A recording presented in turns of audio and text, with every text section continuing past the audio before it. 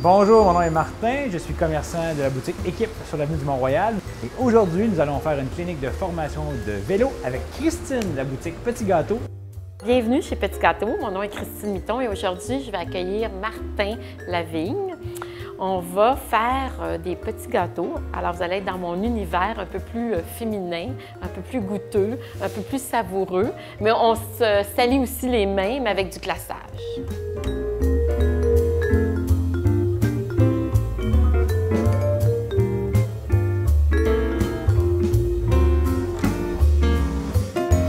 Salut!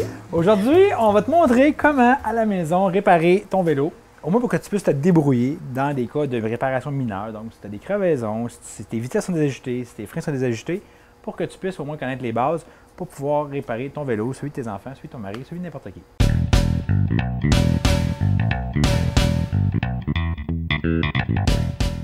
J'ai appris plein de choses que je ne savais pas parce que je suis vraiment nulle et je n'ai jamais réparé mon vélo. J'allais chez quelqu'un le faire, comme ici, une boutique comme Équipe. J'ai trouvé ça bien intéressant. Fait que je vais partir d'ici moins nulle. On commence-tu par faire la nomenclature des pièces sur un vélo pour qu'après ça, on se comprenne? OK. On commence? OK. Ça, c'est le cadre. Donc, tout ce qui est en aluminium ici, c'est la pièce maîtresse, c'est le cadre du vélo.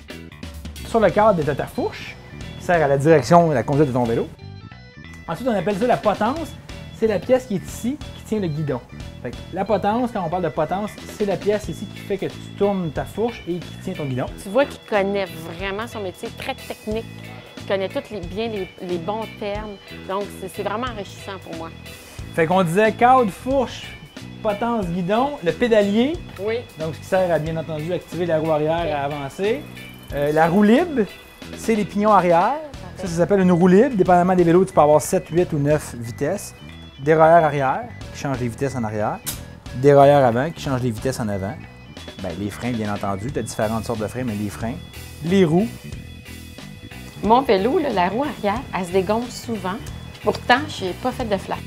C'est normal. Tous les vélos perdent de l'air. Ils perdent 1 à 2 PSI, 1 à 2 livres de pression par jour en vélo. Et quand tu sors en vélo, à toutes les semaines, tu devrais vérifier la pression de tes pneus. J'ai appris comment démonter ma roue et comment regarder s'il y a un flap et comment le réparer et le remettre comme il faut. C'est pour ça qu'on a mis de l'air. C'est que là, ma chambre à air, elle a une forme et elle se tient dans le pneu. Si j'avais pas d'air ici, ça tomberait tout le temps. Fait que j'ai ma chambre à air qui est dans ma roue. On va réengager notre pneu dans la jante.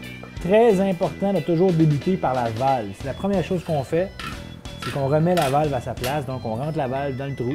Et là, on va remettre un côté du pneu à la fois, pas les deux. Parfait. Le truc, encore là, c'est de partir de la valve. Fait que tu débutes d'ici. OK.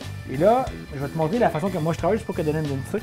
Je m'appuie comme ça sur mes cuisses, je prends mes pouces, comme ça, et je descends chaque côté en même temps. C'est très élégant, hein? Parce que...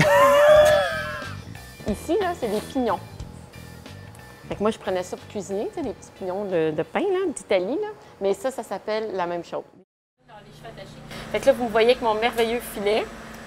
Fleur, notre chef pâtissière, un filet, plus une belle petite casquette. Elle est plus élégante que moi. Moi, je... Et fait qu'on met une... Mais toi, t'as pas de cheveux, fait que ça va bien.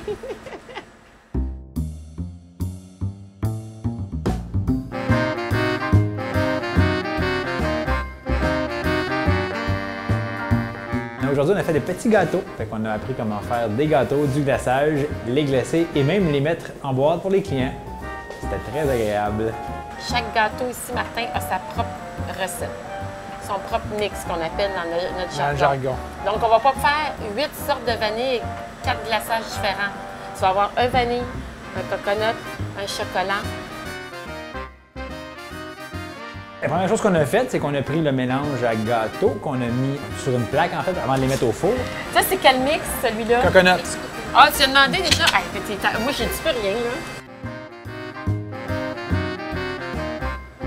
Là, tu comprends pourquoi ça prend des professionnels? Ben oui. Aussi pour la technique. La technique, certain. C'est une job de bras, ça, quand même. Non, mais c'est très physique.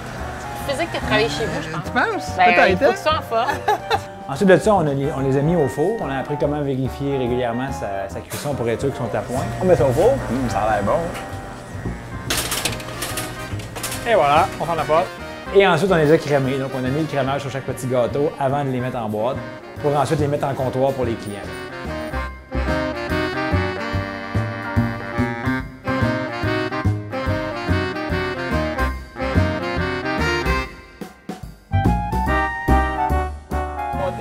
voir si ma recette est bonne.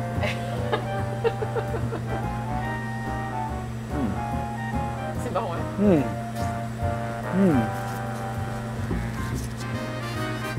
Faut vraiment pas que je travaille ici. Hein?